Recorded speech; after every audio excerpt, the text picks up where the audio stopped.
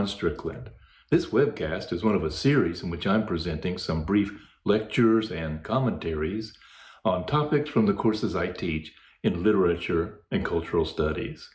This particular installment is one of a group that I prepared for my introductory course on literary theory, and here I'll be saying some things about poststructuralism. Among the important names associated with poststructuralism as it relates to literary theory are Jacques Derrida, Michel Foucault, Roland Barthes, Julia Kristeva, and Paul de Man. Here I'll focus on Derrida, and especially on the way that Derrida extends, elaborates, and problematizes the framework of structural linguistics as developed by Ferdinand de Saussure. I have discussed Saussure in another webcast, but here it will be useful to begin with a brief review before turning to Derrida. Traditional linguistics took for granted the relationship between the word or sign and the object or concept that the sign pointed to, the meaning or the signified. But Saussure argued that there is no necessary connection between the sign and its signified. The relationship is arbitrary. Meaning-making depends simply on a tacit agreement between a speaker and an audience. Let me try to demonstrate this. Here on the left side of the screen, you'll see a graphic that you'll recognize as the English word cat, with an arrow pointing to a drawing meant to represent a cat. A traditional way of understanding the relationship represented here is that the word cat has meaning because it refers to or points toward a cat. But Saussure says that the relationship between the word cat, the sign on the left, and the picture of the cat, the sign on the right, is arbitrary. The word cat has meaning for us because of its difference from other possible signs, because it represents a recognizable and repeatable difference from words like bat, rat, or cap, or cot. And if a community decided to call that image on the right something like cot, cot would work just as well as cat. This insight has some interesting implications. For one thing, it emphasizes the social constructedness of meaning, that language and meanings only work in a social relationship. This framing of language as a social construct implied that human consciousness could be understood as a social construct as well. Although Saussure's application was limited to linguistics, other scholars soon began to apply the method in other areas of the humanities. Derrida's impact on literary theory begins with his critique of the concept of Logocentrism in the Western philosophical tradition. Logocentrism, derived from the Greek word logos, meaning something like word, also foundation, is a feature of the Western philosophical tradition that goes back to the ancient Greeks. And this emphasis on the word, or the logos, also figures prominently in the Judeo-Christian tradition. In the first words of Genesis in the Hebrew Bible, we learn that God literally speaks the world into existence. Let there be light. And there was light.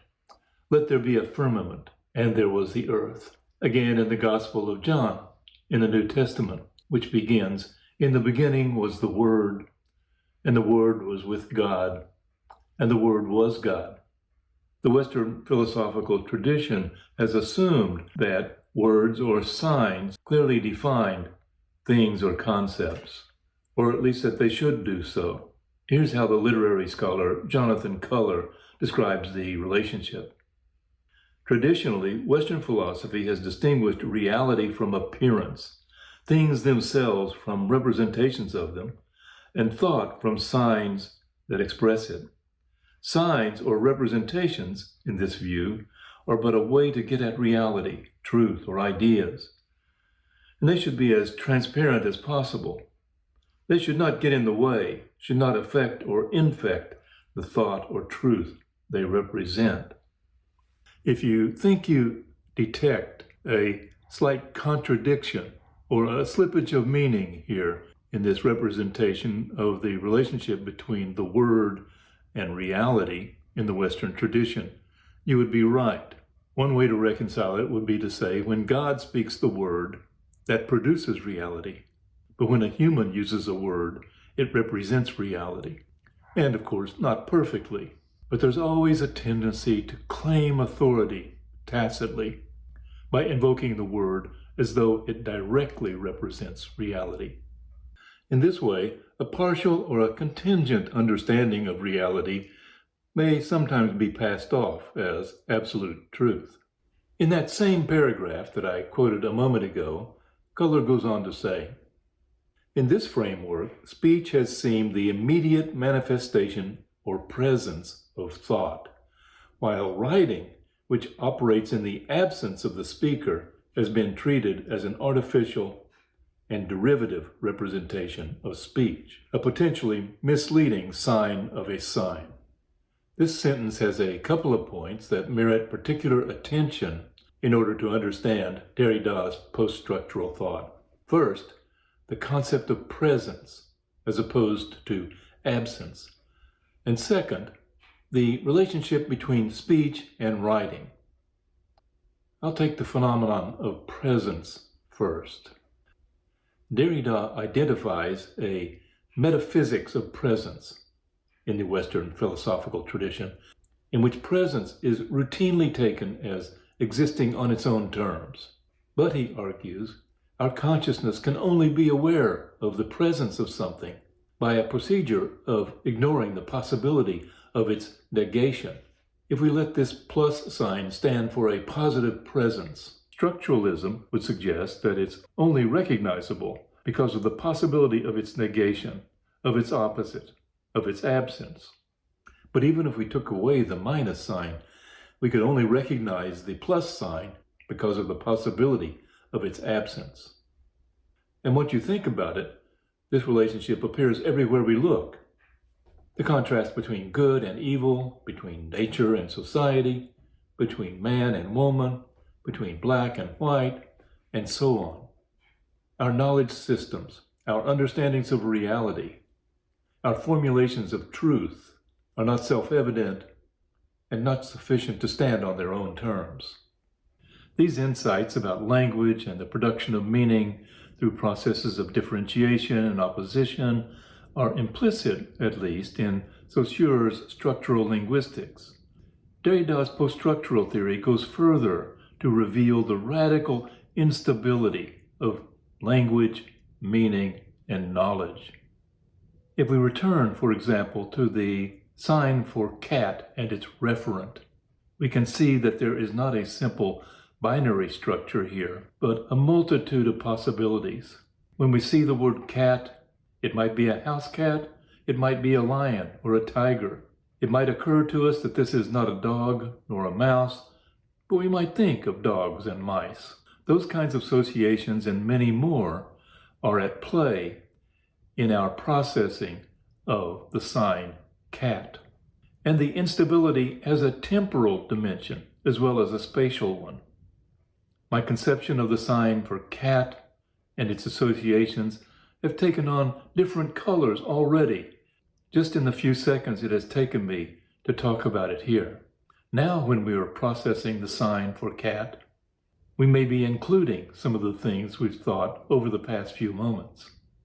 Traces of these kinds of associations swirl around in our consciousnesses at every moment, always threatening to destabilize any fixed meaning and offering the potential for enriching and expanding our consciousnesses.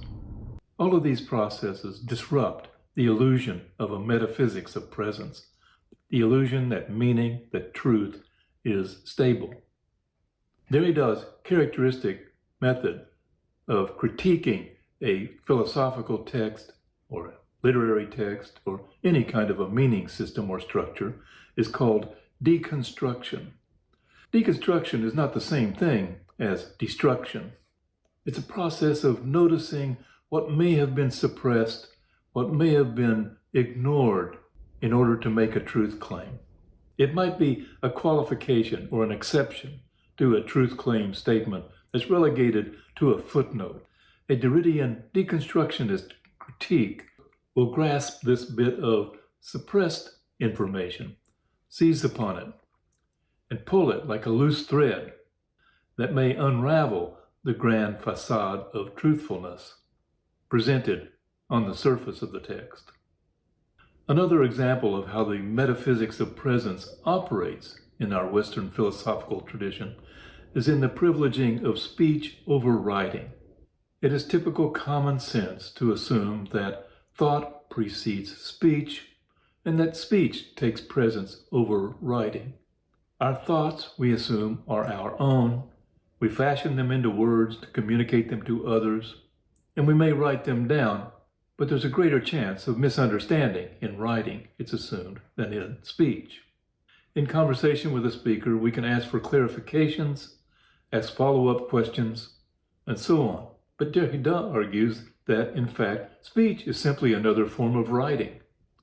Speech is a material process, like writing, whereas writing requires a pencil and a paper or a typewriter or a keyboard and a computer.